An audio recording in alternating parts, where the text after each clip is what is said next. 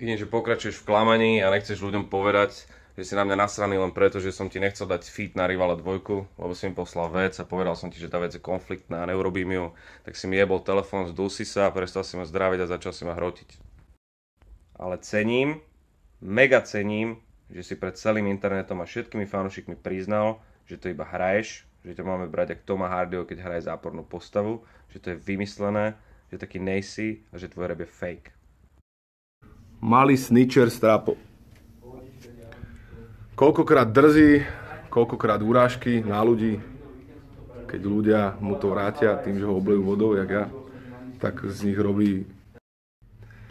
Keby každý držiteľ zbrojného preukazu v Slovenskej republike vyťahoval zbraň za to, že sa niekto verbálne o niečom dohaduje, bez nejakého útoku, tak sa ľudia strieľajú na ulici.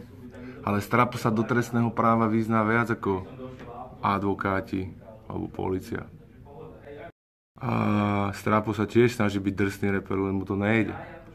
A keď niekto robí streetový štýl, tak ako ja, mu to ide, tak mu to vytýka. Ale to je tak, jak keby teraz Tom Hardy išiel do obchodu a s predávačom by sa začali hádať a predávač by na neho vyťahol brokovnicu, lebo ho videl vo filme hrať zápornú postavu. Takže tu na niekto si mýli realitu s nejakým umením alebo s niečím podobným. A Strapové komplexy hovoria za všetko. A medializované to bolo iba kvôli mojej ochrane a ne na moje promo. A jediné, čo slúži na promo, je Strapová reakcia na túto kauzu. Nezabúdajte na to. Mal by si zajebať sudcovský talár a mal by s kladivkom rozhodnúť o tom, jak to má byť. Strapo. Veru.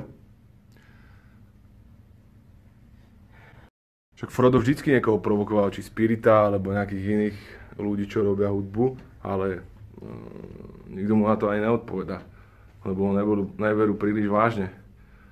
Frodo Bublík na ceste do Mordoru. Príživnícka pijavica Frodo Bublavica. A posledné Instastory. Keď raz v živote bude mať Frodo Bublík deti, tak potom sa s ním Saruman povypráva. Že ja som sa priznal, že môj rap je divadlo, chlapci, vy ste sa zbláznili aj s Ektorom. Hlavne, že vy ste najväčší frajeri. Však môžete hocikedy za mnou prísť a môžete si to zistiť. Akurát chlapci nemajú čo robiť, ale však môžeme si to vrátiť v skladbách a ne v Instastory. Teším sa na to.